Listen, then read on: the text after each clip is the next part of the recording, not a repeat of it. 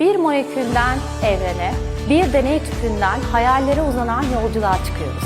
Merhaba, ben Çankaya Nazım Alikan Fen Bilimleri Okulları Kimya Öğretmeni Şenay Koçak.